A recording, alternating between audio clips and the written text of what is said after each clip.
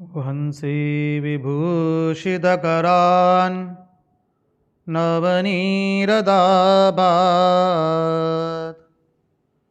पीताम्बरात्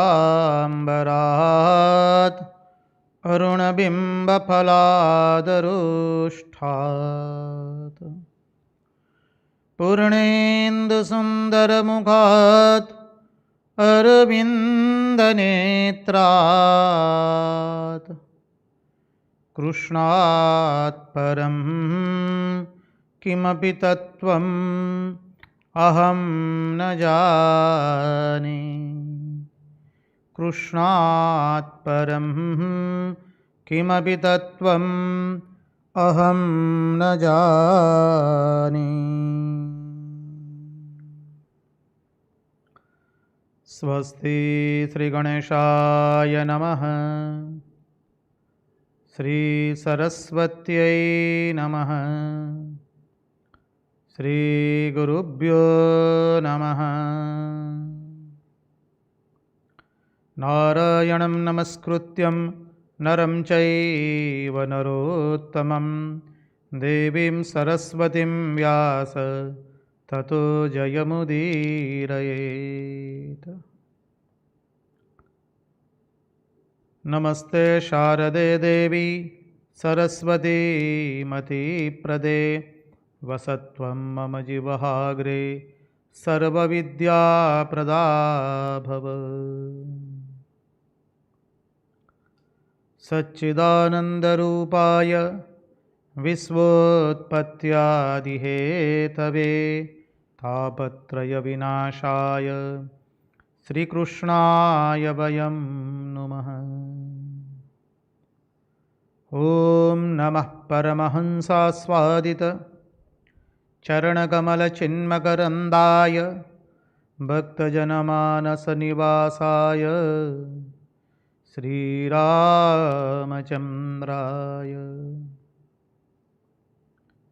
विश्वसर्गविसर्गादि नवलक्षणलक्षितं श्रीकृष्णाख्यं वरं धाम जगद्धाम नमामि।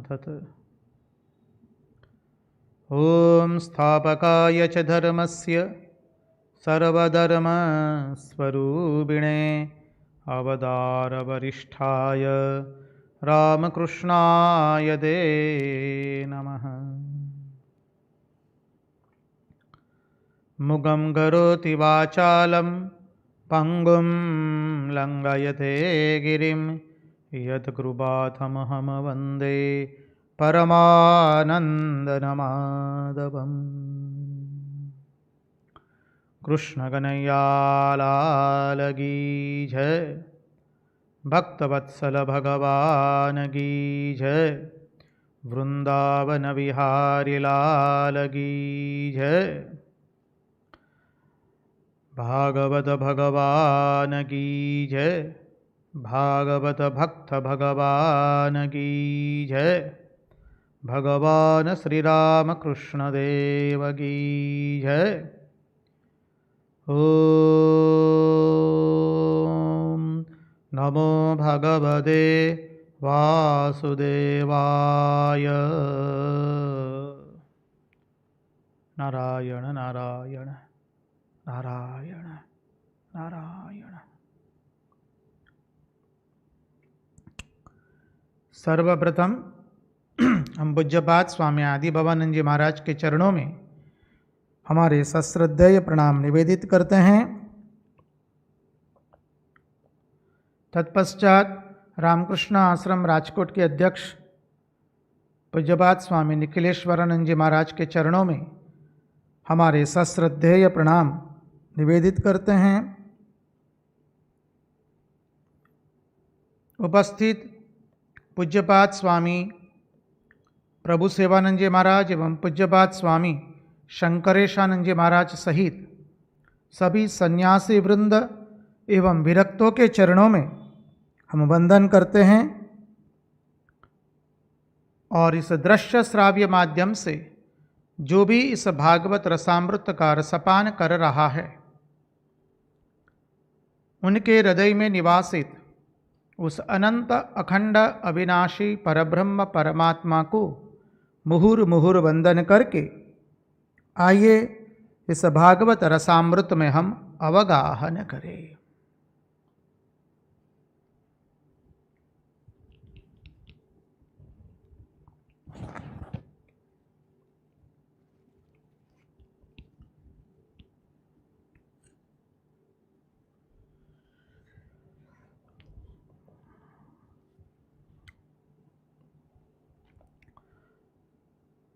जिज्ञासुओं ने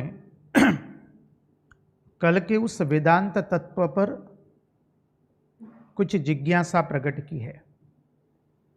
आपकी जिज्ञासा हमें पूज्यपाद प्रभु सेवानंद जी महाराज एवं पूज्यपाद शंकरेशानंद जी महाराज हम तक पहुंचा देते हैं। हम शक्य होगा वहां तक समाधान करने का प्रयास करेंगे। एक जिज्ञासु ने प्रश्न किया है,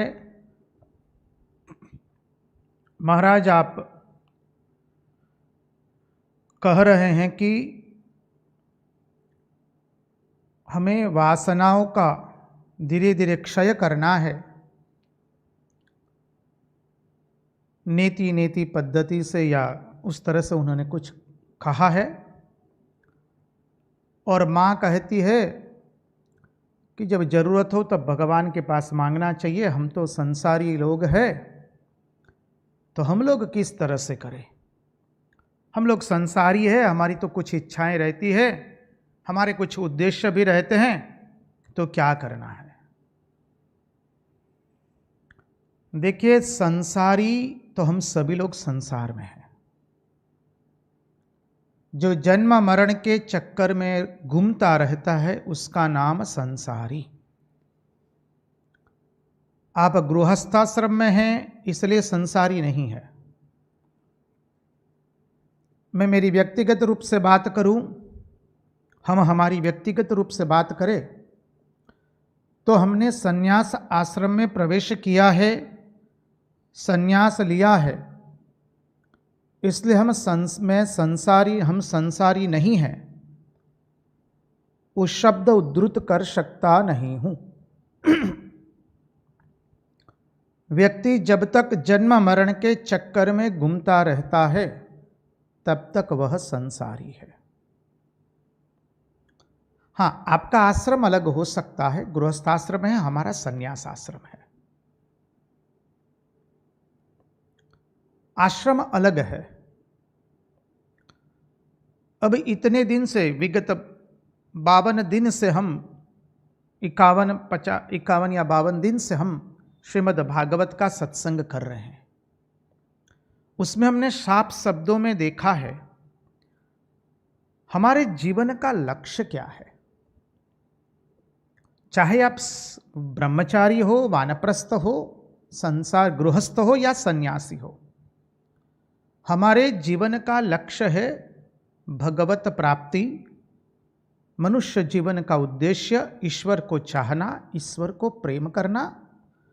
उसी को स्वामी विवेकानंद कहते हैं, अपने भीतर में छुपी हुई उस दिव्यता का प्रगटीकरण करना।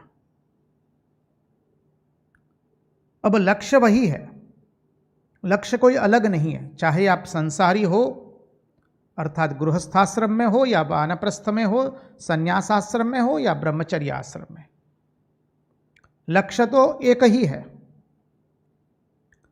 अब उस लक्ष्य को प्राप्त करना है।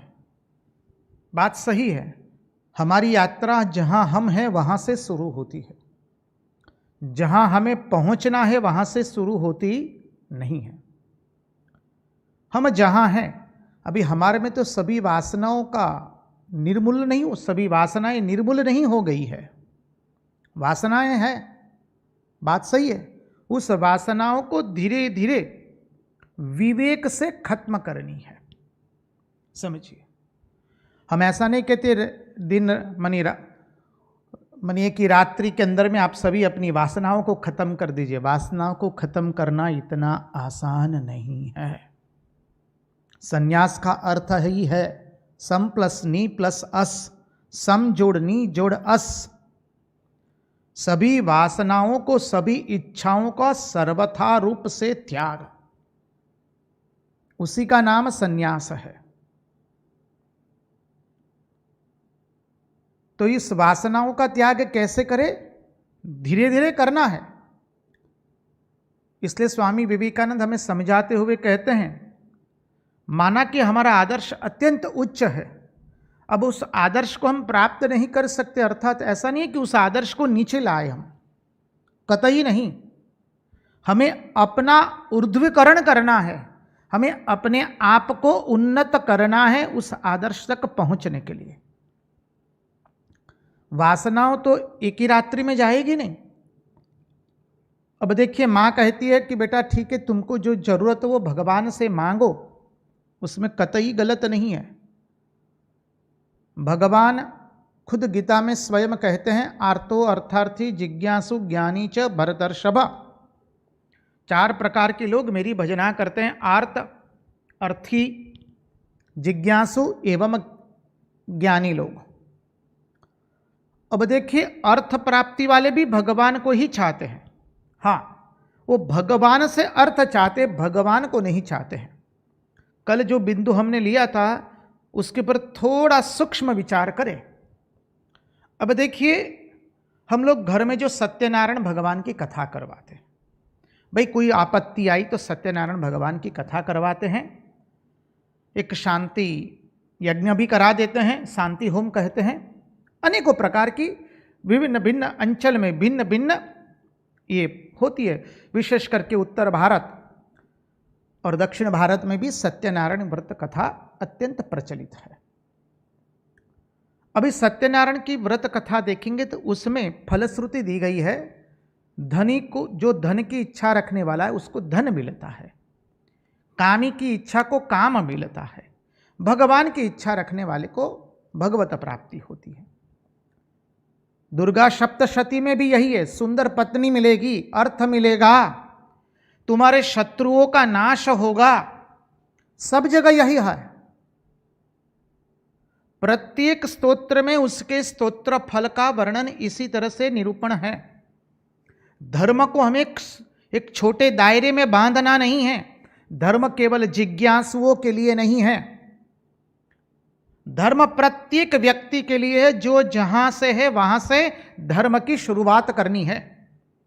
भाई मुझे अर्थ चाहिए, मुझे अभी भगवान के प्रति जिज्ञासा नहीं है, धर्म कहता है कोई बात नहीं, आओ तुम ये करोगे तो तुम्हें पैसा मिलेगा, तुम्हारा धंधा अच्छा चलेगा, अरे तुम्हारे कार्य में प्रगति होगी, तुम नौकरी करते हो तो तुम्हें बढ़ोतरी मिलेगी, आओ। बोले क्या करें? सत्यनारायण की पूजा कराओ, ये दुर्गा सप्तशती का पाठ करो, ललिता सहस्रनाम करो, विष्णु सहस्रनाम करो। अस्वस्थ हो जाते हैं, घर में मुसीबत आ जाती तो हम क्या करते हैं? आंख बंद करके पहले क्या निकलता है मुंह से? विष्णु सहस्रनाम निकलता है। को धर्म सर्वधर्माणाम भवतः परमेश्वर। विष्णु सहस्रनाम हमारे रग रग में भरा हुआ है। विपत्ति आई, अरे रास्ते में वाहन से, द्विचक्री वाहन, 4 चक्री वाहन से या परिवहन मार्ग से जा रहे हैं, कुछ ऐसा लगा कि अभी कुछ विपत्ति आने वाली है, तो क्या हो जाता है? मुंह में से क्या निकलता है? जय हनुमान ज्ञान गुण सागर, जय कपीशति हो लोक उजागर। तुरंत हनुमान चालीसा निकलना शुरू हो जाती है जी। विष्णु सहस्रनाम करते हैं, ललिता सहस्रनाम करते हैं, दुर्गा सप्तशती करते हैं। ये क्या है? बात बहुत ही सुंदर है, थोड़ा सूक्ष्म विचार करना है। जो भोगी भोग को चाहता है, भगवान कहते तुम्हें भोग दूंगा, आओ तुम मेरे पास आ जाओ, और भगवान भोग देते भी है। अब यहीं पर हमारे जीवन की पूर्णता नहीं है, धीरे धीरे भोगों को भुगत करके हमें भोगों का त्याग करना है विवेक से। इसलिए जो कल बिंदु लिया था, हम भोग करते हैं त्याग करने के लिए। समझिए, आत्मसंयम पहला बिंदु था, द्वितीय बिंदु था भोग करते हैं त्याग करने के लिए। क्योंकि हमें विवेक करना है कि हमने इतने भोग भुगते, इतनी बार मंदिरों में जाकर के श्री कृष्ण को कहा, अरे कन्हैया हमारा ये काम कर दो, कोर्ट में केस पड़ा है, कोर्ट के अदालत के चक्कर काट रहे हैं, कृपा करके भगवान हमारा कोर्ट के अंदर में से, अदालत में से, न्यायालय में से हमारे केस की निवृत्ति कर दो। भगवान ने कर भी दी, प्रार्थना की, फल मिलता है। अरे थाने के अंदर में चक्कर काट रहे थे तो वहां से भी भगवान ने मुक्ति दिलवा दी। समझ लीजिए कितनी आपत्तियों विपत्तियों में से। घर में कोई अस्वस्थ हो गया, भगवान को तुरंत प्रार्थना करते हैं, राम रक्षा स्तोत्र करने बैठते हैं, विष्णु सहस्त्र नाम मुंह में से तुरंत अनर्गल शुरू हो जाता है। 21 बार दिन में करते हैं फिर विष्णु सहस्त्र नाम। ये सब अच्छा है, भगवान वो फल देते हैं, लेकिन धीरे धीरे हमें साधक को विवेक करना है कि मैंने इतनी इच्छाएं व्यक्त की, भगवान ने मुझे इतने भोग दिए, लेकिन मेरे मन में तो शांति तो नहीं आई ना। अंत में मेरा जीवन क्या? उस घड़ा, वो जो घड़ी है पुराने जमाने की घड़ी, नीचे जो डोलक रहता था जिसे आप अंग्रेजी में पेंडुलम कहते हैं, पेंडुलम इधर जाता है इधर जाता है, डोलक इधर जाता है उधर जाता है, तो क्या सब समय हम सुख दुख में घूमने के लिए आए हैं? इच्छाओं के अंदर में घूमने के लिए आए हैं? इसलिए स्वामी विवेकानंद कहते हैं हम आए जगत में जगत का भोग करने के लिए, लेकिन विधि की वक्रता देखिए, जगत ने हमारा उपभोग कर लिया। भोग भुगतने हैं, वो भी कैसे भोग भुगतने? धर्म अर्थ काम मोक्ष, 4 पुरुषार्थ। अर्थ का उपार्जन धर्म की मर्यादा में करेंगे, काम का भोग मोक्ष की मर्यादा में करना है। इसलिए आप ऐसा मत सोचे कि हमारा धर्म सबको राताराती वासना शून्य बनाना चाहता है, केवल सन्यासी बनाना चाहता है। कतई नहीं। आप चाहते हैं भोग भुगतना, आपके अपने कुछ माने उद्देश्य है इस जीवन में, अर्थ के मामले में, काम के मामले में, पूर्ण कीजिए। भगवान से कहिए, भगवान पूर्ण करेंगे। आप अपना पुरुषार्थ भी कीजिए। धर्म की दृष्टि कभी संकीर्ण नहीं होती है, हाँ, लेकिन जब ये कर रहे हैं तो आप पूर्णतः कह नहीं पाएंगे कि हम भगवान से प्रेम करते हैं। समझिए, क्योंकि जो प्रेमी होता है वो कोई कारणवश प्रेम नहीं करता है, वो तो अकारण प्रेम करता है। कई लोगों के मुंह से हमने सुना, महाराज भगवान ने जब हमारा ये काम नहीं किया ना, तब हमने तो भगवान को मानना ही बंद कर दिया। भगवान ने आपका काम नहीं किया तो भगवान को मानना बंद हो जाए, वो तो व्यापार वृत्ति है। व्यापार वृत्ति काहे को लाए? समझिए, अरे ईश्वर हम आपको प्रेम करते इसलिए भजना कर रहे हैं, उच्च तत्व है। आप कहेंगे महाराज हमारे में वो प्रेम नहीं है, ठीक है, भगवान ने इस बार पूरा नहीं किया तो दूसरी बार पूरा करेंगे जी।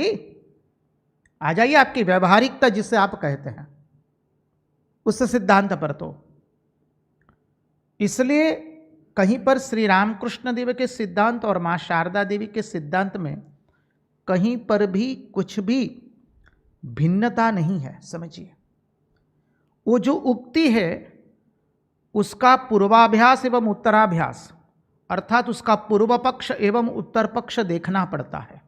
समझिए, पूर्व पक्ष उत्तर पक्ष देख करके उस उक्ति का अर्थ घटन करना होता है। कहीं से कुछ उठा लिया और उसका अर्थ घटन करने बैठ गए तो अर्थ का अनर्थ हो जाता है। जो कल चर्चा की थी हमने 3 असुर के बारे में, वृषभासुर, केसी एवं व्योमासुर। शास्त्र के अंदर में शास्त्रों के अर्थ को अनर्थ कर दिया तो क्या हो गया? बोले धर्म तत्व में असुर आ गया। आचारः प्रथमो धर्म, आचार विचार का कोई पालन ही नहीं करना है। बोले आचार विचार कुछ नहीं, केवल वेदांत का श्रवण किया करो मुंह से। वेदांत का श्रवण करने का अधिकारी आचार विचार का पालन किए बिना कोई हो सकता नहीं है। इसलिए शास्त्र पुनः पुनः इस उक्ति को कहता है, आचारः प्रथमो धर्म। श्री रामकृष्ण देव ने अपने जीवन से दिखाया। तो शास्त्र विहित धर्म हम करना शुरू कर दे, तब धर्म में असुर तत्व आता है। शास्त्रों के अर्थों का अनर्थ करना शुरू कर दे तो केशी आ गया, शास्त्र में असुर आया। और चित्त की एकाग्रता जो है उसको हमने यदि समाधि कह दिया तो क्या हुआ, योग में असुर तत्व आ गया। इसलिए शास्त्र का, महापुरुषों की उक्ति का, अवतारों की उक्ति को, संतों की उक्ति को पूर्व पक्ष उत्तर पक्ष दोनों देखकर कहना है। हम आशा रखते हैं आपकी शंका का समाधान हुआ होगा। दूसरे के जिज्ञासु ने प्रश्न किया है, महाराज हम शास्त्र अध्ययन कैसे कर सकते हैं? आप कहते हैं आचार विचार होना चाहिए, हमारे मन में तो जैसे आए वैसे हम पूजा कर रहे हैं। अब देखिए, वहाँ पर हम आपको थोड़ा इंगित यह कर दे, आप कोई मंत्र न जानते हो तो कोई चिंता मत कीजिए। आप अपने प्रेम से जो पूजा कर रहे हैं भगवान की, पूजा कीजिए, लेकिन उस पूजा में थोड़ा आचार विचार रखना पड़ेगा, क्योंकि वो पूजा है। मानसी पूजा में कोई आचार विचार नहीं है, परंतु बाह्य पूजा में आचार विचार आ जाता है। पूजा बाह्य है तो उसमें आचार विचार आएगा।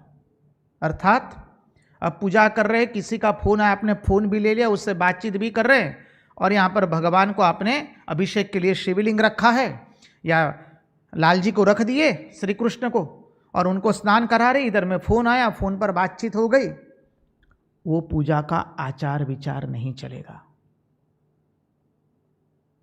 पूजा के अंदर में आचार विचार पालन करना पड़ेगा। जब बाह्य पूजा आनंद से होगी तभी जाकर के मानसी पूजा होती है। समझिए, ये बहुत सुंदर सिद्धांत है शास्त्र का। पूजा करने बैठे हैं, 1000 लोगों से बातचीत कर रहे हैं और पूजा कर रहे हैं, वो पूजा का आचार विचार नहीं है। कई लोग क्या करते हैं, भगवान के सामने नैवेद्य रख दिया, लाल जी के सामने, बस लाल जी दूध पी लेना। अब वो दूध ठंडा है कि गर्म, अत्यंत गर्म है, वो देखना होता है। हम हमारी अंगुली पर लगा करके देखें कि भाई ये दूध कोई पी सकता है, छोटा बालक, तभी वो भगवान को दिया जाता है। कोई चिंतन नहीं किया, ऐसा ही बस एक रखने के खातिर रख दिया, और वो 1 घंटा रहा, 1.5 घंटा रहा भगवान के सामने, वो पूजा का आचार नहीं है। जहां बाह्य पूजा आएगी, आचार विचार का पालन करना पड़ेगा। शुद्ध वस्त्रों से ही भगवान की पूजा की जाती है, स्नान पश्चात ही भगवान की पूजा की जाती है, बाह्य पूजा।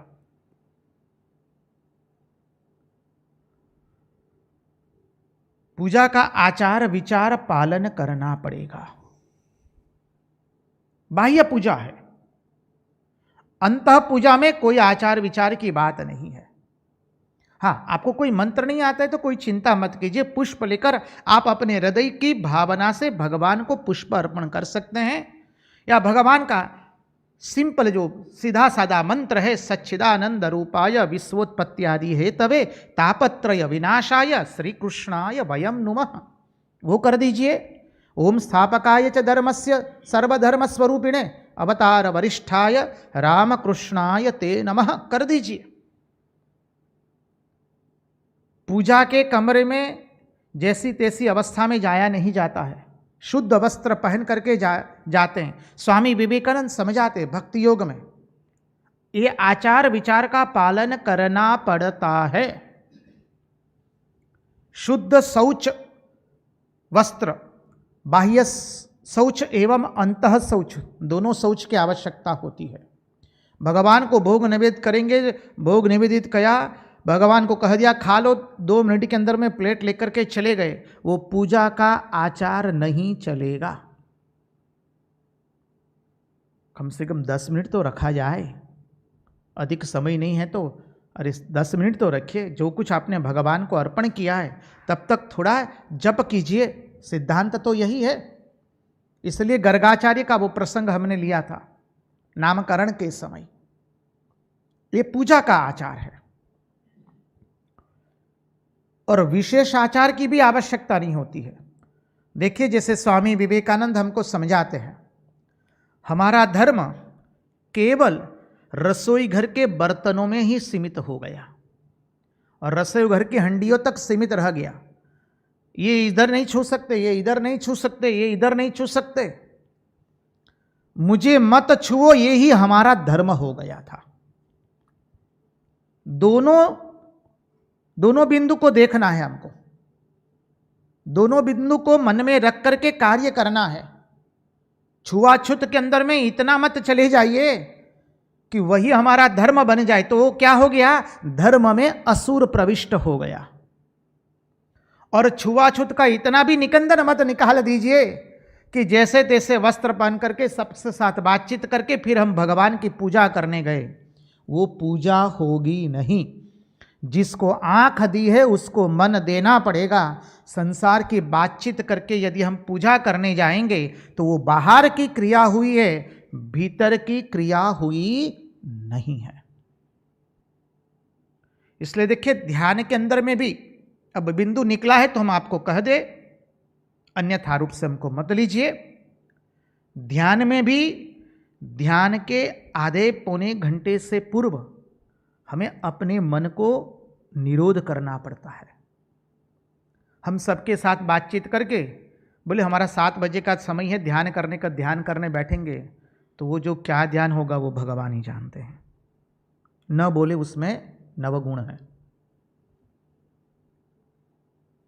ध्यान के समय के पहले, इसलिए देखिए महात्मा लोग, साधु सन्यासी लोग ध्यान के अंदर में जाते हैं तो आधे पौने घंटे पहले से अपने आप का वो निरोध कर लेते हैं। न किसी से बातचीत, न कोई लेना देना। आप आधा घंटा ना कर सके, 10-15 मिनट तो कर सके। स्वल्पमप्यस्य धर्मस्य त्रायते महतो भयात्। समझिए, इस धर्म का थोड़ा भी अनुसरण हमको बड़े के बड़े से बड़े भय से हमारी रक्षा करता है। तो जब ध्यान करने बैठे, पूजा करने आप जाए तो अपने मन को पहले निरोध करके बैठिए। अखबार पढ़ करके सारी दुनिया की खबरें टीवी पर, मोबाइल पर आप देख करके फिर पूजा करने जाएंगे, वो पूजा नहीं है, वो ध्यान नहीं है, वो सेवा नहीं है। हर एक का अपना अपना एक कोड ऑफ कंडक्ट होता है, आचार संहिता, उसका पालन करना होता है। शास्त्रों के अर्थों को दूसरी उसको मार मचोड़ करके उसका दूसरा अर्थ करके किसी के सामने प्रस्तुत नहीं किया जा सकता है। इसलिए कल देखा, जब कोई अवतारों की तुलना करे तो हमारा तो नम्र निवेदन रहेगा उनकी बात पर लक्ष्य न दिया जाए। अवतारों की तुलना कोई कर सकता नहीं है। इसलिए हमने वो अवतार तत्व लिया था, क्योंकि हमें मालूम था हमें ये धरी बांधनी है। इसलिए उसकी पार्श्व भूमिका के लिए हमने आपको कहा था, अवतार को कौन समझ सकता है? जिसने प्रपंच का पूरा विस्मरण कर दिया है। जागृत, स्वप्न, सुषुप्ति तीनों अवस्थाओं का पूरा विस्मरण करके जो तुरीय भूमि में स्थित हो गया है, और जिसने उस परम तत्व को जाना है, अनुभव किया है, ऐसे बिरले जो है, उसमें भी, सबको नहीं, उसमें भी किसी किसी को भगवान अपने स्वरूप के बारे में ज्ञात करवाते हैं, तभी वो अवतार को पहचान पाता है, अन्यथा नहीं। इसलिए कोई कहे कि राम बड़े और कृष्ण छोटे, कृष्ण बड़े राम छोटे, या दूसरे कोई कहे कि नहीं भाई आज के कलिकाल में यही अवतार सबसे बड़ा है, बाकी अवतार छोटे हैं, कृपा करके हम आपको नम्र निवेदन करके कहेंगे वो अशास्त्रीय पद्धति है। शास्त्रीय पद्धति कतई नहीं है। ये अवतारों की तुलना कतई नहीं कर सकते हैं। हम अवतार को समझ सकते नहीं हैं। हमारी अशुद्ध मन से हम कोई अवतार तत्व को नहीं समझ सकते। अवतार तत्व को ऐसे बिरले भी नहीं समझ सकते जिनकी तीनों अवस्थाएं निवृत्त हो गई है, जो तुरीय भूमि में स्थित हो चुके हैं। तो हम और आप तो किस खेत की मूली है, सीधी बात बोले तो। इसलिए शास्त्रों के अर्थों का दूसरी दृष्टि से अर्थघटन करके जब समाज में रखा जाता है तो शास्त्र में असुर आ जाता है, केसी आ गया। धर्म में अशास्त्रीय विधि से धर्म का अनुसरण करना शुरू कर दिया, आचार विचार का पालन। अब उसमें अति सर्वत्र वर्जित, उसमें हमारे लिए विवेक होना चाहिए। देखिए, बहुत सारे जिज्ञासुओं ने प्रश्न भी किया है कि महाराज ये जो साधन चतुष्टय है वो थोड़ा वेदांत के उपलक्ष्य में भी थोड़ा गूढ़ार्थ से हमको समझाइएगा। बात सही है, बिंदु अत्यंत महत्वपूर्ण है और यहां से भगवान की आने वाली लीलाओं में इतना महत्वपूर्ण ये बिंदु है साधन चतुष्टय का। हम आपको क्या कहे, श्रीमद् भागवत के अंदर में देखिए, समग्र भागवत, श्रीमद् भागवत महापुराण 4 वस्तुओं में 4 दृष्टि से बांटा गया है। ध्यान से श्रवण किया जाए। एक है उपदेश, प्रथम, द्वितीय स्तुति, तृतीय गीत, चतुर्थ है चरित्र। उपदेश, स्तुति, गीत एवं चरित्र। उपदेश क्या करते हैं? हमारे अंतःकरण को पवित्र करते हैं, शुद्ध करते हैं। मन बुद्धि चित्त अहंकार से अंतःकरण चतुष्टय, ये उपदेश। अब उपदेश के बाद आता है स्तुति। स्तुति क्या करता है? तो हमारे में सात्विक भाव, प्राय जो स्तुति है वो प्राय सात्विक प्रसंग को निरूपण करती है। तो जब सात्विक प्रसंगों का निरूपण होता है तो हमारी वृत्ति सात्विक बनाती है, वो समझिए। गीत में क्या है? प्रायः हमारे हृदय की अभिव्यक्ति व्यक्त होती है, हृदय के भावों की अभिव्यक्ति होती है गीत में, समझिए। वेणु गीत ले लीजिए, प्रणय गीत ले लीजिए, गोपी गीत ले लीजिए, तत्पश्चात युगल गीत लीजिए, भ्रमर गीत ले लीजिए। जयति ते धिकम जन्मना व्रज श्रयत इंदिरा शश्वदत्र ही दयति दृश्यताम दिक्षुतावकाम स्त्वयि द्रुता सवस्त्वाम विचिन्वते। ये चारों गीत ले लीजिए, अन्यान्य गीत भी ले लीजिए, उसमें प्राय क्या है? हृदय के भावों की अभिव्यक्ति होती है। स्तुति में प्राय सात्विक होता है, सात्विक भाव मुख्य है। गर्भस्तुति लीजिए, ब्रह्मा जी की स्तुति ले लीजिए, वसुदेव देवकी की स्तुति ले लीजिए, प्रहलाद जी की स्तुति लीजिए, ध्रुव जी की स्तुति ले लीजिए, सभी स्तुतियों को ले लीजिए। अरे देवताएं जब भगवान की स्तुति करने जाते क्षीर सागर पर, जो स्तुति करते हैं शुद्ध सात्विक भाव है। पुरुष सूक्त जो आप नित्य प्रातः हर रोज गाते हैं, सहस्र शीर्षा पुरुषः सहस्राक्ष सहस्रपात सबमिं विश्वतो वृत्वा अत्यतिष्ठत् दशांगुलम। कितना कितना शुद्ध सात्विक भाव है उस सब में। और चरित्र में क्या होता है? हमारे मन और इंद्रियों को अपनी ओर आकृष्ट करने के लिए होता है चरित्र। हमारे मन एवं इंद्रियों को अपनी ओर आकृष्ट करने के लिए चरित्र होता है। तो समग्र भागवत इन 4 भागों में बांटा गया है: उपदेश, स्तुति, गीत एवं चरित्र। ये श्रीमद् भागवत की विशेषता। अब देखिए, जो हमने कहा दोनों तत्वों को साथ साथ चलाएंगे तो हमारी बुद्धि के अंदर में पूर्ण रूप से या आंशिक रूप से या अधिकांश रूप से बुद्धि में जो मल तत्व ग्रसित हो गया है वो मल तत्व को हम दूर कर पाएंगे।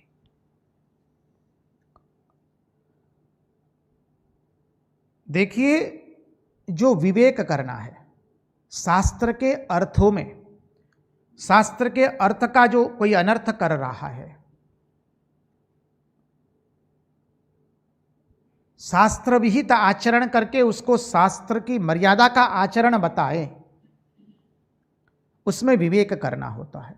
वो कल हमने देखा था साधन चतुष्टय,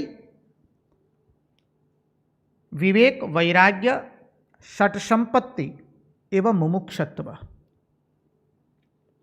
अब यहां पर भी देखा जाए तो देखिए, साध्य के अनुसार साधन करना पड़ता है। ध्यान से सुनिएगा, वेदांत का चिंतन है। समग्र साधन चतुष्टय का हम वेदांत की सिद्धांत से समझने का प्रयास करेंगे। साध्य के अनुसार साधन होता है और साधन से साधन सामग्री होती है। अब ये साधन चतुष्टय हमारा मार्ग है, तो उसमें साध्य क्या है? साध्य है मोक्ष। समझिए, साध्य है मोक्ष। साधन पद्धति क्या है? साधन पद्धति है ब्रह्म विचार, ब्रह्म चिंतन। और साधन सामग्री क्या है? साधन चतुष्टय, विवेक, वैराग्य, षट संपत्ति एवं मुमुक्षत्व। ब्रह्म विचार साधन हुआ, साध्य है मोक्ष, एवं साधन सामग्री है साधन चतुष्टय। अब जो विवेक है, विवेक क्या है? लोक परीक्षा की शक्ति को विवेक कहते हैं। लोक परीक्षा की शक्ति।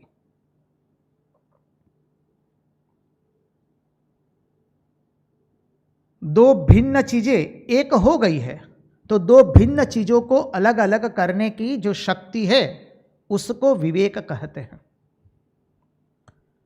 उदाहरण के रूप से कहे, श्री रामकृष्ण देव सुंदर उदाहरण से समझाते हैं। बालू में चीनी मिल गई है, तो श्री रामकृष्ण देव कहते हैं चींटी बन करके चीनी को ले लीजिए और बालू को छोड़ दीजिए। कितना अद्भुत विवेक है श्री रामकृष्ण देव का। और इतने वेदांत के गहन सिद्धांतों को इतने सरल शब्दों में हमारे सामने प्रस्तुत कर देते हैं। बालू में चीनी मिस गई है, तो चींटी बन करके हमें चीनी ले लेना है, बालू को छोड़ देना है। दो भिन्न चीजें एक हो गई है, तो दो भिन्न चीजों को अलग करने के लिए विवेक आवश्यक होता है। लोक परीक्षक की शक्ति को हम विवेक कहते हैं। तीसरा देखें तो नित्यानित्य विवेक होता है। नित्य एवं अनित्य मिल गए हैं, जड़ एवं चेतन मिल गया है। समझिए,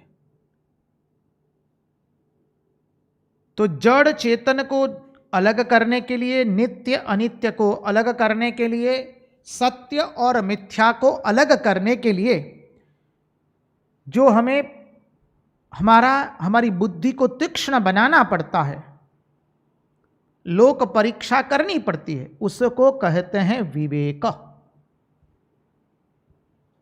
समझिए, इसलिए यह भी हमारी बुद्धि जो है वो विपरीत हो गई है।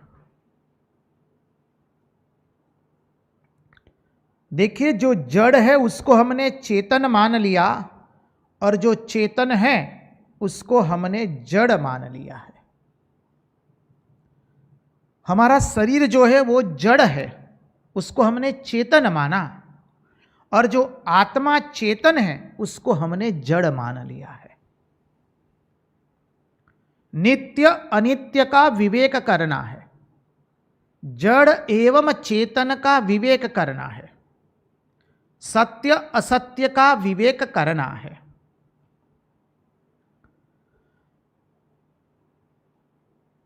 और जब ये विवेक नहीं करते तब हमारी बुद्धि विपरीत बुद्धि बनकर के हमारे मन में घर हो जाती है। इसलिए आचार्य समझाते हैं कि तुम सब समय विवेक करो। ये शरीर जड़ है।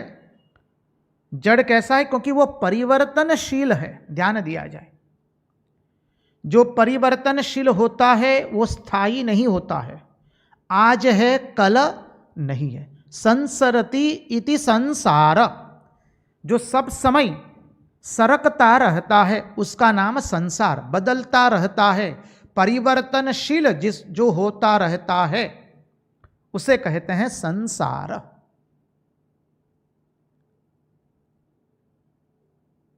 अब देखिए,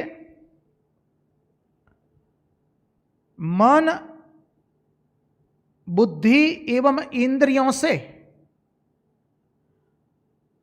हम दृश्य को देख सकते हैं। अब यहां पर विवेक करना है दृष्टा एवं दृश्य का। दृश्य किसे कहते हैं और दृष्टा किसे कहते हैं? दृष्टा दृश्य, आपकी भाषा में जो उच्चारण हो वो लगा लीजिए। दृश्य एवं दृष्टा। तो दृश्य क्या है? मन बुद्धि एवं इंद्रियों से जो जाना जाता है वो है दृश्य। और इन सब को जो देखता है वो कौन है? वो है दृष्टा। मन बुद्धि एवं इंद्रियों से जिसको जान सकते हैं उसको कहते हैं विषय अर्थात जगत। और इन सब को जो देखने वाला है उसे कहते हैं हम दृष्टा। सिद्धांत को समझने का प्रयास कीजिए।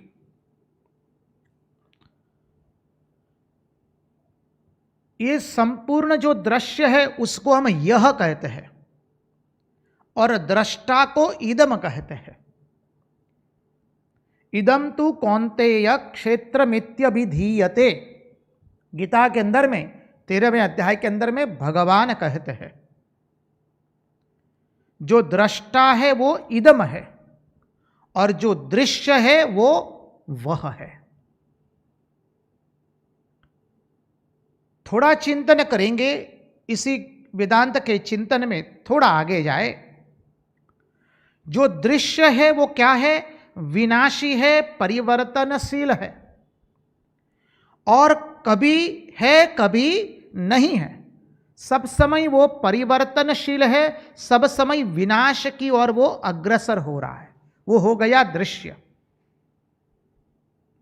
और दृष्टा कैसा है? जो सदैव रहता है वो है दृष्टा।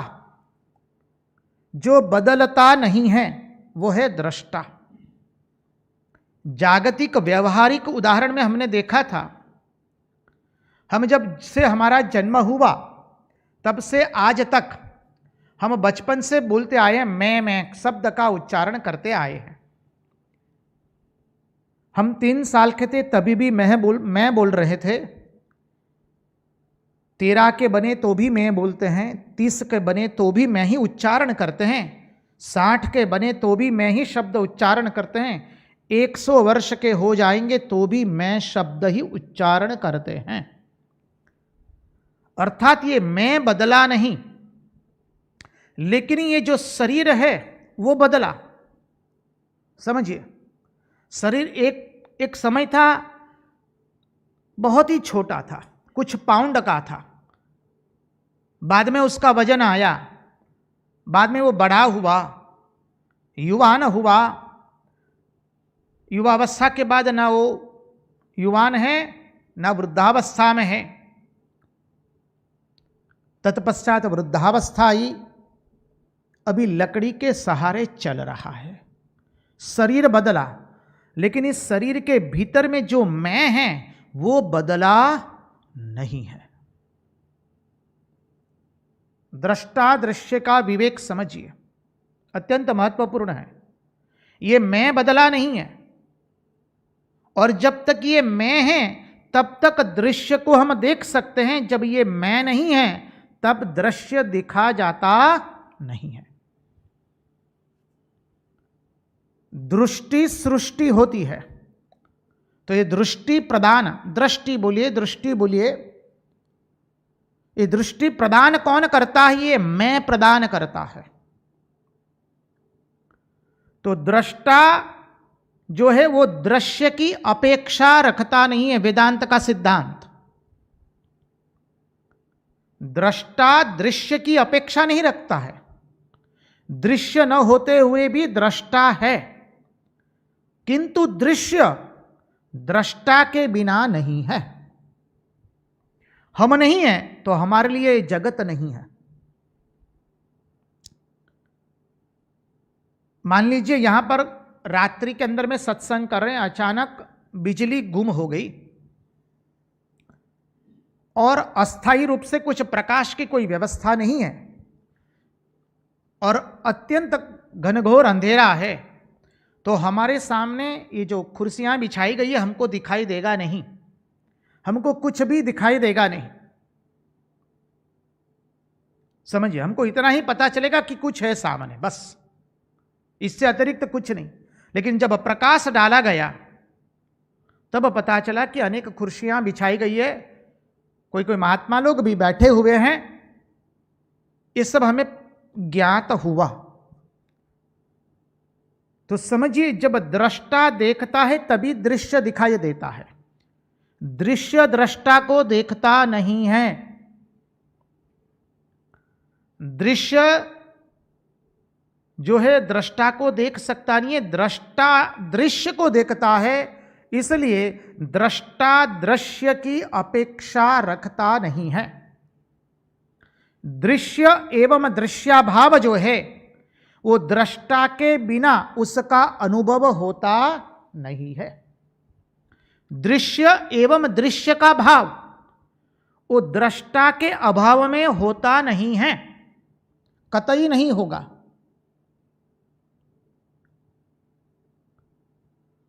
और इस प्रकार दृष्टा में दृश्य का नित्य अभाव ही है। दृष्टा में दृश्य का, वेदांत की भाषा को समझिए।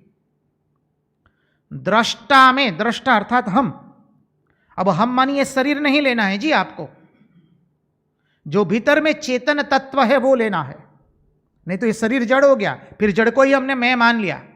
जी ना, समझिए, इस शरीर के भीतर में जो मैं तत्व है हमारा, वो चेतन तत्व, तो कहते हैं दृष्टा में दृश्य का नित्य अभाव ही है। दृष्टा में दृश्य का नित्य अभाव ही है। और दृश्याभाव दृष्टा से पृथक नहीं है। दृश्याभाव दृष्टा से पृथक नहीं है। ध्यान से श्रवण कीजिए। वेदांत का सिद्धांत है, ये समझना पड़ेगा, तभी दृष्टा दृश्य का विवेक आवेगा, नहीं तो नहीं आवेगा। जब तक दृष्टा में दृश्य का नित्य अभाव है, दृष्टा हम हैं, मैं, उसमें दृश्य का नित्य अभाव ही है। हम जब देखना चाहते हैं तब जगत देखते हैं, जब तक हम देखना नहीं चाहते हैं जगत हमको दिखाई देता नहीं है। इसलिए दृष्टा में दृश्य का नित्य अभाव है। और है दृश्याभाव दृष्टा से पृथक नहीं है। दृश्याभाव, दृश्य का भाव दृष्टा से पृथक नहीं है। दृष्टा में ही दृश्य भाव है।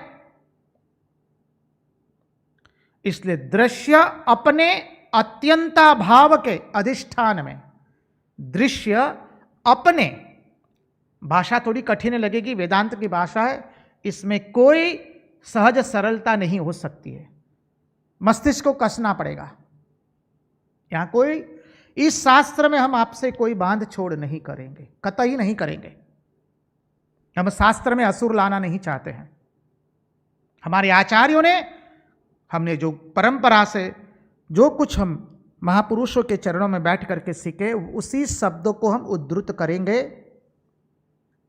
सरलता से समझाने का प्रयास करेंगे। दृश्य अपने अत्यंता भाव के अधिष्ठान में, अभी दृश्य, दृश्य अर्थात जगत, अपने अत्यंता भाव, अपना अत्यंता भाव कौन है? मैं।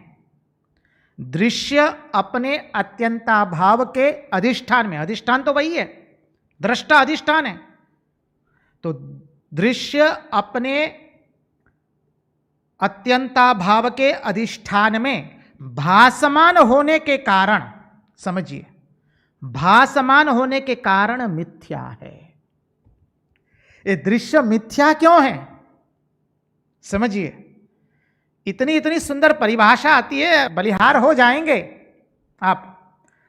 पुनरुक्ति करते हैं। दृश्य अपने अत्यंता भाव के अधिष्ठान में, दृश्य अर्थात जगत अपने अत्यंता भाव के अधिष्ठान में अर्थात मैं में भासमान होने से, मुझ में भासित हो रहा है, इसलिए वो मिथ्या है। दृश्य अपने अत्यंता भाव के अधिष्ठान में भासमान होने के कारण मिथ्या है, और दृष्टा क्या है? सत्य है। क्योंकि दृष्टा है तो दृश्य है, और दृश्य का अधिष्ठान क्या है? दृष्टा ही है। दृश्य की मानी, दृश्य तभी तक सत्य है जब तक दृष्टा सत्य है। दृष्टा सत्य नहीं है तो दृश्य सत्य होता नहीं है। इसलिए दृष्टा मुख्य है। इसलिए कहा कि दृष्टा जो है वो ज्ञान स्वरूप है, चेतन स्वरूप है, और जो दृश्य है वो ज्ञान का विषय है, वो जड़ है। दृश्य जो है वो ज्ञान का विषय हुआ, वो जड़ हुआ, और जो जड़ है वह अनेक रूप होता है। सत्य अनेक रूप नहीं होता है, सत्य एक ही होता है। अनंत एक ही होता है, अनंत कभी दो नहीं हो सकते। Don't apply mathematical loss. Mathematics में बहुत सारी इंफिनिट होती है, वो नहीं चलेगा यहां। हम तत्व ज्ञान से देख रहे हैं, अनंत एक ही होता है, अनंत कभी दो हो सकते नहीं है। इसलिए सत्य एक ही होता है, ज्ञान स्वरूप होता है, प्रकाश स्वरूप होता है, और जड़ अनेक होता है। दृष्टा सुख स्वरूप है और दृश्य दुख रूप है। ये दृष्टा दृश्य का विवेक हुआ।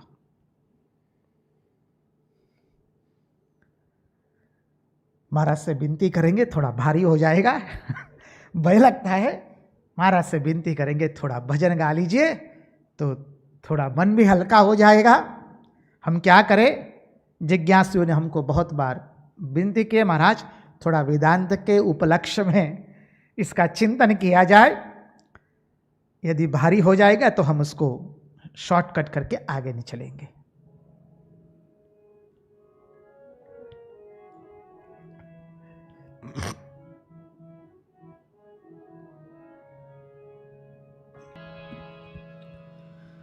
हे करुणा ना करनारा, तारी करुणानो कोई पार નથી।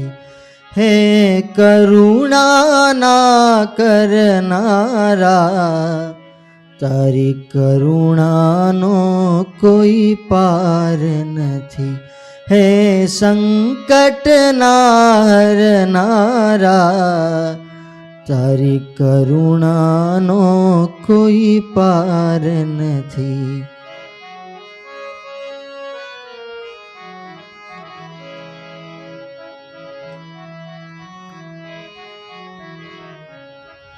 મેં પાપ કર્યા છે એવા, હું ભૂલ્યો તારી સેવા.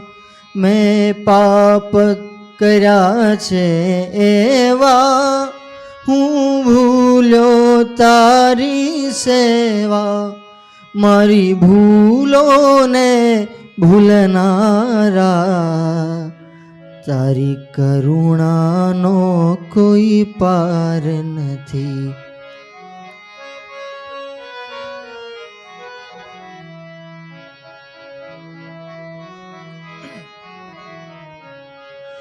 હે પરમ કૃપાળુ વાલા, મેં પીધા વિષના પ્યાલા. હે પરમ કૃપાળુ વાલા, મેં પીધા વિષના પ્યાલા. વિષને અમૃત કરનારા, તારી કરુણાનો કોઈ પાર નથી. હે કરુણાના કરનારા, તારી કરુણાનો કોઈ પાર નથી.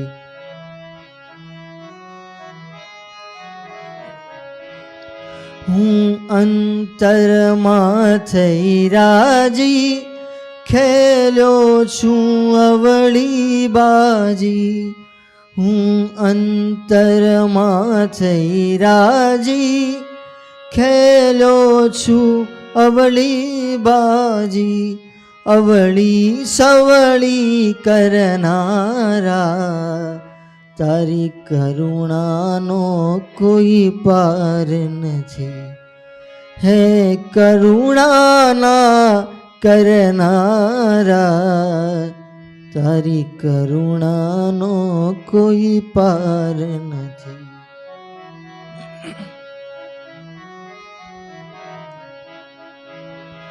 મને જડતો નથી કિનારો, મારો ક્યાંથી આવે આરો. મને જડતો નથી રે કિનારો, મારો ક્યાંથી આવે આરો. મારા સાચા ખેવનહારા, તારી કરુણાનો કોઈ પાર નથી. હે કરુણાના કરનારા, તારી કરુણાનો કોઈ પાર નથી.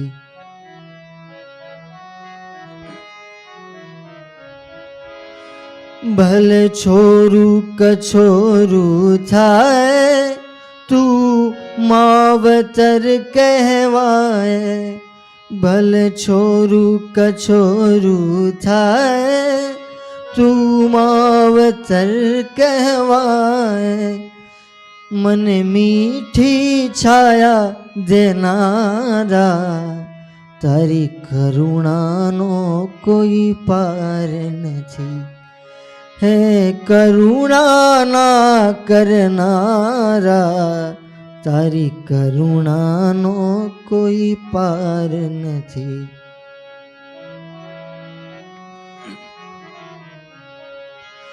છે ભક્તનું દિલ ઉદાસી, તારા ચરણે લે અવિનાશી. છે ભક્તનું દિલ ઉદાસી, તારા ચરણે લે અવિનાશી. રાધાના દિલ હરનારા, તારી કરુણાનો કોઈ પાર નથી. હે કરુણાના કરનારા, તારી કરુણાનો કોઈ પાર નથી. હે સંકટના હરનારા, તારી કરુણાનો કોઈ પાર નથી. તારી કરુણાનો કોઈ પાર નથી. કૃષ્ણ કનૈયા લાલ કી જય. कृष्ण कन्हैया लाल की जय। नारायण नारायण नारायण नारायण। आप कहेंगे महाराज, अरे इतना कठिन समझाने की क्या आवश्यकता है, इस कठिन तत्व में जाना नहीं है। हम क्या करें, हम तो बाधित हो जाते हैं। हमारे सामने महात्मा लोग बैठे हैं। अब महात्मा सुन रहे हैं, महात्मा लोग। अब तो महात्माओं के कक्षा का तो हमको कुछ तो बोलना पड़ेगा ना जी।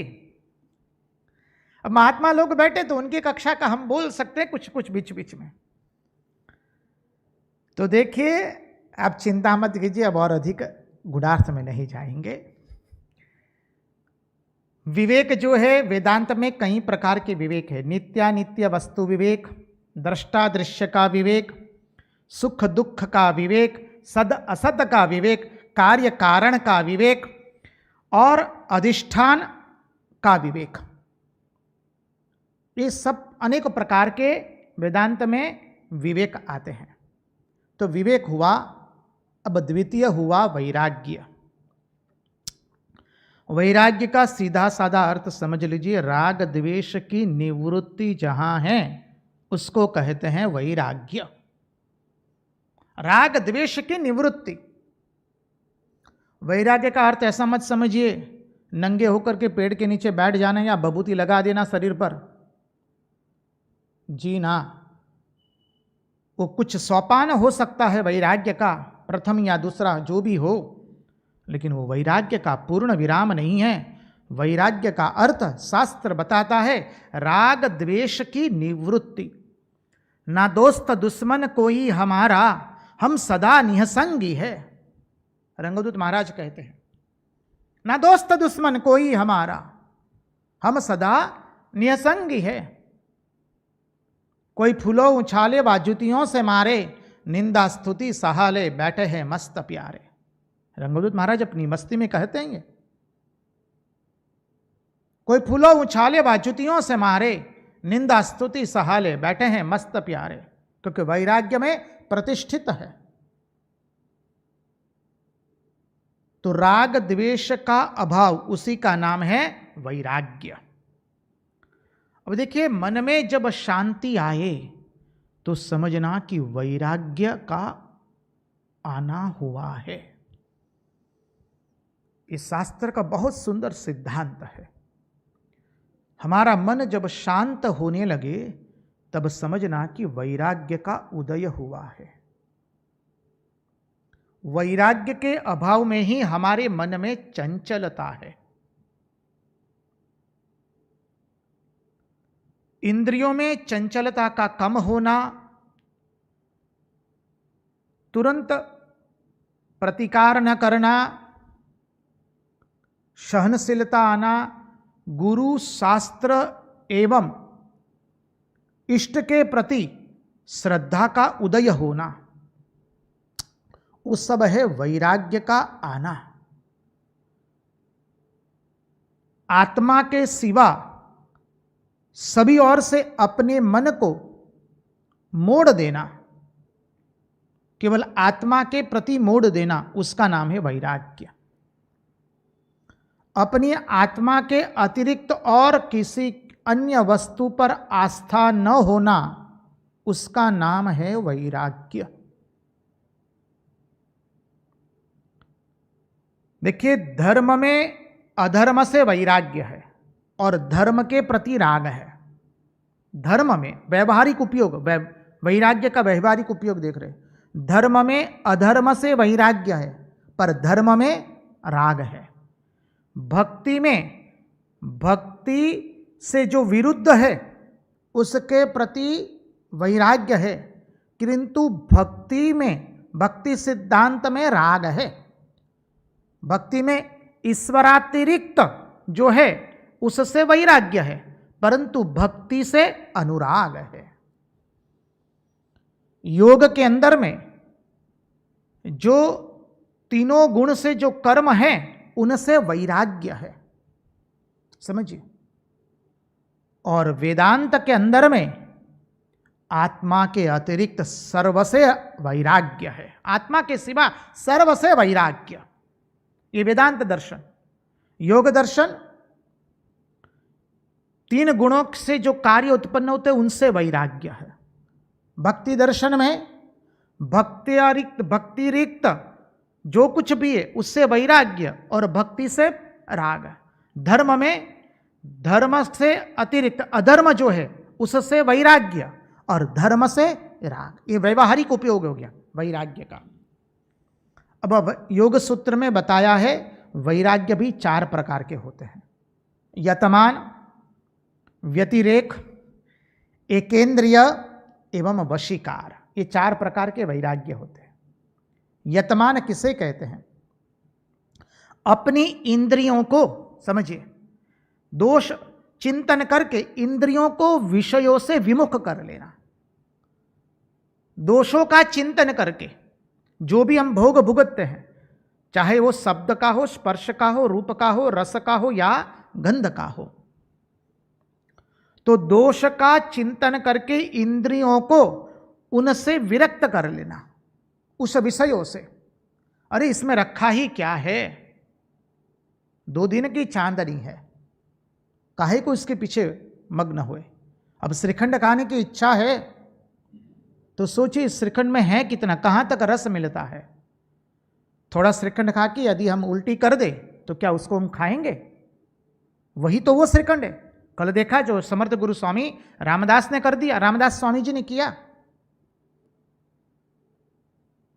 वैसे श्रवण के अंदर में, इसलिए सन्यासी को शब्द, स्पर्श, रूप, रस, गंध इसके पीछे आकृष्ट नहीं होना है। ये जहां पर भी उपस्थित होते हैं सन्यासी को उससे विरक्त होना है। बोले आप कहेंगे महाराज हम तो संसारी है। अरे थोड़ा तो विवेक किया जाए, थोड़ा तो वैराग्य लाया जाए। स्वल्पमप्यस्य धर्मस्य त्रायते महतो भयात्। ऐसा मत सोचिए ये सभी कुछ विवेक, वैराग्य, शमदम, उपरति, तितिक्षा, श्रद्धा, समाधान और मुमुक्षत्व सन्यासियों के लिए है, केवल गृहस्थों के लिए नहीं है। जीना श्री रामकृष्ण देव ने रामकृष्ण कथामृत में यही कहा है।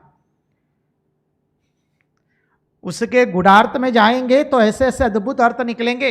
हम आपको सब बातें बता नहीं सकते, एक मर्यादा भी है समय की, उसमें हमें आगे चलना भी है और एक विषय को लेकर निकले हैं, उस विषय में भी आगे प्रस्तुत होना है हमको।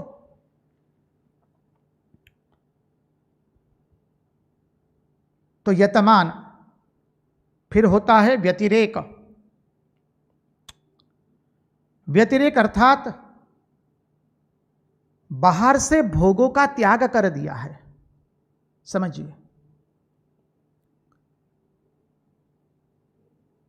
और हम त्याग करके सोच रहे कि हमने कितने कितने भोगों से अपने आप को अलिप्त कर दिया और कितने कितने भोगों से अपने आप को अलिप्त किया नहीं है। लेट अस काउंट,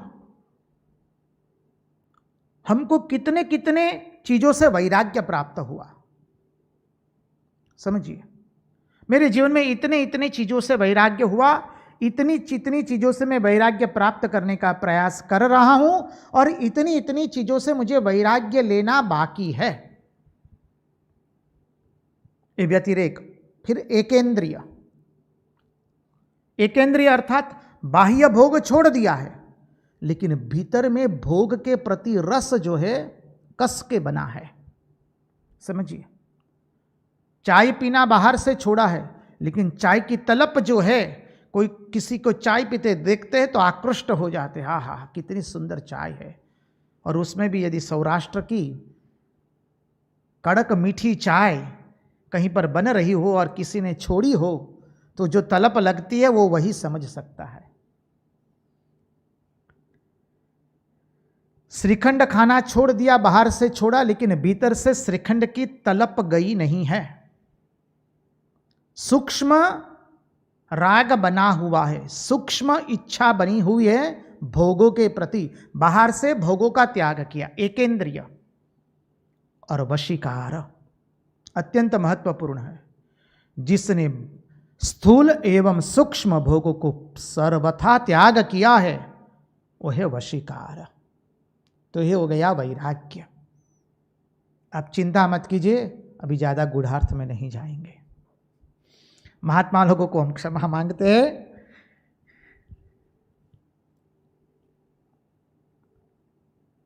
तो यतमान, व्यतिरेक, एकेंद्रिय एवं वशीकार, ये वैराग्य का हो गया। जब वैराग्य आता है तब मन में शांति आती है। समझिए, विवेक का फल है वैराग्य। जब हम विवेक करेंगे तो उसका फल क्या मिलेगा? वैराग्य आवेगा। वैराग्य का अर्थ ऐसा मत कतई समझिए कि कपड़े को त्याग देना, वस्त्रों को त्याग देना, भभूति लगाना या बाबा जी बन जाना, गिरुआ पहन लिया मानी वैराग्य हो गया। कोई कोई बोलते हैं क्या वैरागी बने हैं क्या? वैरागी जो बनता है वो मुंह से बोलता नहीं है। तो विवेक, वैराग्य, फिर आइए षट संपत्ति में प्रवेश करते हैं। शम, शम अर्थात शांति। षट संपत्ति, षट अर्थात 6, शम, दम, उपरति, तितिक्षा, श्रद्धा एवं समाधान, ये 6 चीजें। शम, शम अर्थात शांति। बोले शांति कैसे आएगी? भोगों के प्रति, विषयों के प्रति बार बार दोष दृष्टि करने से विषय से हम वैराग्य प्राप्त कर लेते हैं। श्री रामकृष्ण देव कहते हैं ना, सब समय वस्तु विचार करना, ईश्वर ही सत्य, बाकी सब असत्य, ये वैराग्य का लक्षण। विवेक आ गया, विचार भी आया, और बार बार विषयों में दोष दृष्टि करने से श्री रामकृष्ण देव कहते, अरे नारी के शरीर में है भी क्या? वही इस शरीर में है भी क्या? वही रक्त मांस मल मूत्र विष्ठा, फिर भी उसके प्रति तुम आसक्त हो रहे हो। छी, श्री रामकृष्ण देव कहते आ शरीर में छे शू? ए ज विष्ठा मળ મૂત્ર અને હજુ પણ એનાથી આસક્તિ। આ શબ્દ શ્રી રામકૃષ્ણ દેવ વાપરે છે। આ શું છે? વૈરાગ્ય અને શમ, આ બંને સિદ્ધાંત શ્રી રામકૃષ્ણ દેવ સાથે સાથે આપે છે। क्षमा कीजिए, गुजराती चल जाएगा। नारायण नारायण नारायण नारायण। श्री रामकृष्ण देव समझाते हैं, देखिए सब समय वस्तु विचार करना और सोचना ये शरीर में है क्या, मल मूत्र विष्ठा, फिर भी उसी के प्रति आसक्त, ये जो चिंतन, दोनों चिंतन जो दिया है, वस्तु विचार और इसका, वो क्या है?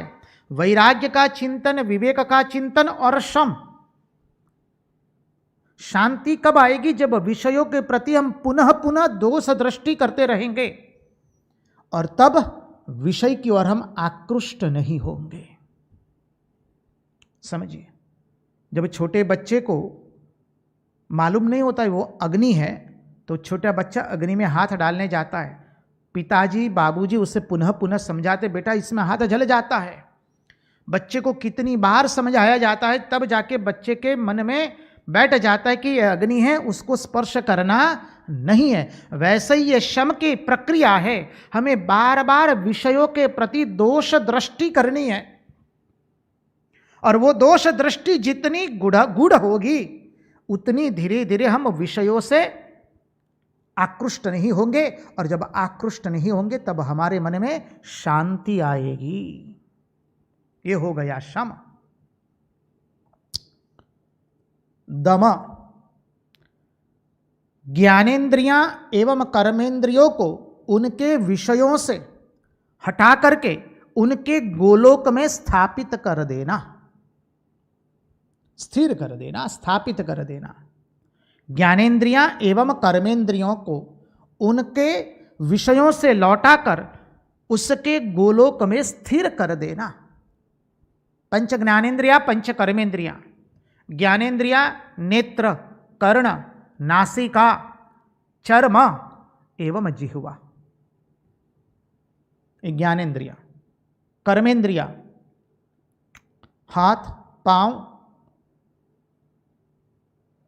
गुदा, उपस्थ एवं मुख, ये कर्मेंद्रियां हो गई। तो इन इंद्रियों को अपने विषयों से हटा करके गोलोक में स्थापित कर देना। श्री रामकृष्ण देव को मथुर बाबू ले गए हैं गणिकाओं के पास, श्री रामकृष्ण देव को मालूम नहीं है। मथुर बाबू ने गणिकाओं को, गणिका रूपी माताओं को पहले से कह दिया है कि आपको इस व्यक्ति के मन को लोभित करने के लिए विशेष प्रयत्नशील होना पड़ेगा। श्री रामकृष्ण देव को दरवाजे से भीतर कर दिया जाता है, मथुर बाबू बाहर रहते हैं, और जहां माताओं ने श्री रामकृष्ण देव को देखा, धन्य है वो माता है, सबके अंदर में मातृत्व का भाव जागृत हो गया। कोई श्री रामकृष्ण देव को पंखा करने लगे, श्री रामकृष्ण देव मां मां कह के समाधिस्थ हो जाते हैं।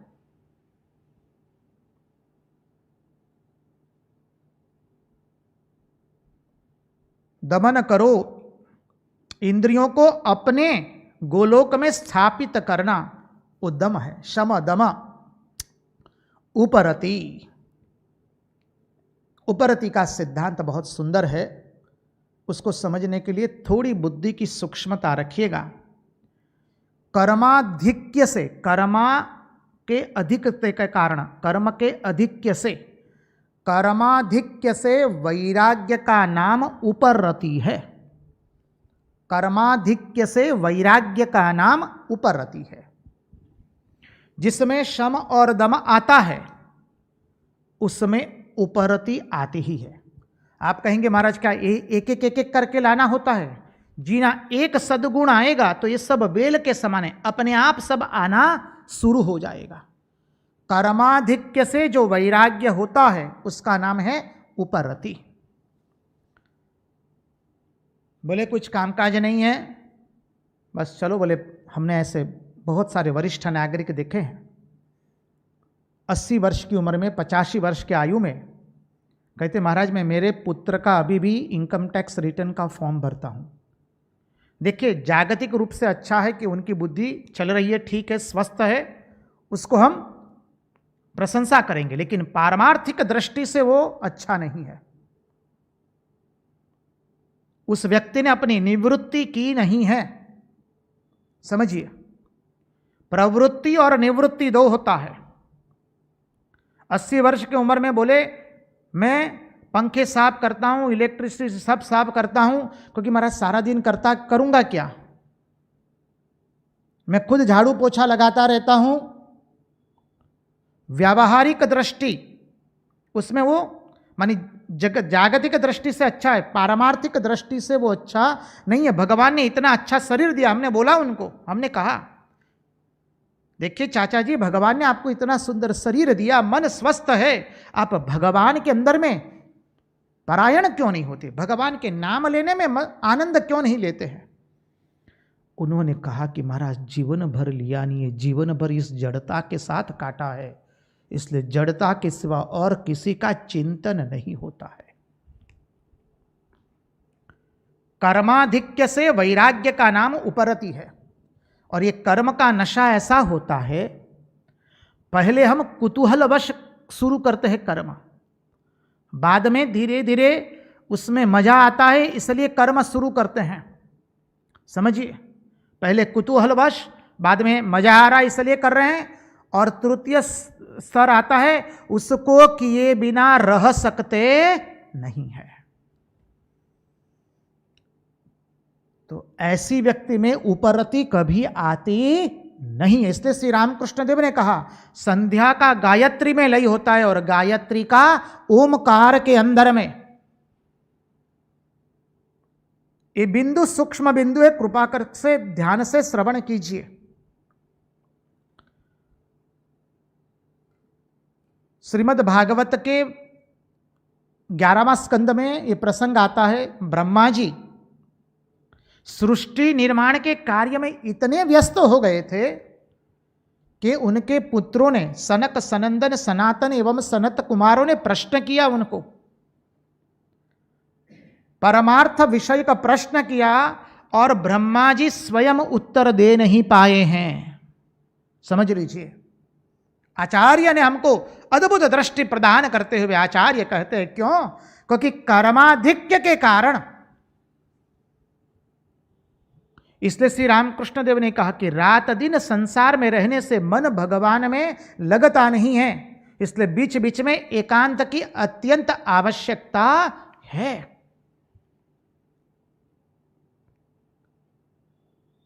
तो कर्माधिक्य से जब वैराग्य आ जाएगा, उसी का नाम उपरति। नाम रूप वस्तु व्यक्ति परिस्थिति कर्म के सहारे के बिना जो रह नहीं पाता है, उसके जीवन में कभी उपरति आती नहीं है। तो शम दम उपरति तितिक्षा, जो कल देखा था, सहन करना। देखिए, मजबूरी में सहन करना अलग बात है, और सहन करते हैं तपस्या के रूप में सहन करना, उसका फल अलग हो जाता है। तुलसीदास जी ने इसलिए कहा, देह धरे को कष्ट है काहे को रोय, ज्ञानी भुगते ज्ञान से मूर्ख भुगते रोय। देह धारण किया है इसलिए कष्ट तो होने ही वाला है। ज्ञानी ज्ञान से भुगतता है, और मूर्ख जो होता है वो रो रो करके अपने दुख को भुगतता है। दुख तो आया ही है।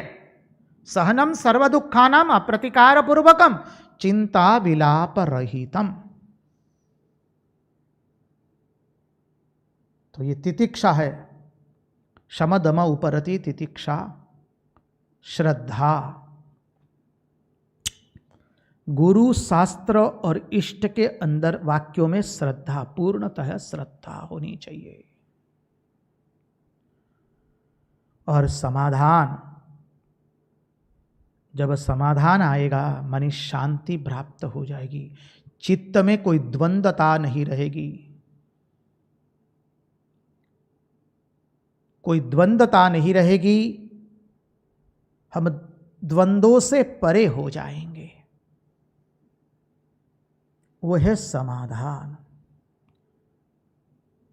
और ये है हमारी साधन पद्धति, और तब जाके हमें मुमुक्षत्व की ओर हम अग्रसर होंगे। इसलिए समझ लीजिए, पुनः एक बार कह दे हम, हमारा साध्य है मोक्ष, साधन है ब्रह्म विचार, और साधन के अनुसार सामग्री होनी चाहिए, और वो हो गया साधन चतुष्टय। तो आइए, जब धर्म में, अभी देखिए ये तत्व समझने के लिए हमने ये बिंदु लिया है। शास्त्र के अर्थों का जब अनर्थ कर दिया जाता है, तब उसमें केशी रूपी असुर आ जाता है। शास्त्रोक्त रीति से अधर्म को धर्म बनाया गया। आचार्य प्रथमो धर्म का पालन किया ही नहीं, और वेदांत की बड़ी बड़ी बातें केवल मुख में आ जाती है,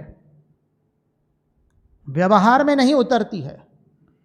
ज्ञान के मुताबिक कर्म नहीं होगा तो कर्म के मुताबिक ज्ञान हो जाएगा। सावधान रहिए, हम सबको सावधान रहना है। ये तो ये साधन चतुष्टय हुआ, इसका विवेक हमारे में होना चाहिए, तो हमारे धर्म में असुर नहीं आएगा, हमारे शास्त्रों के अर्थ करने में असुर नहीं आवेगा, और हमारे योगाभ्यास में असुर नहीं आवेगा।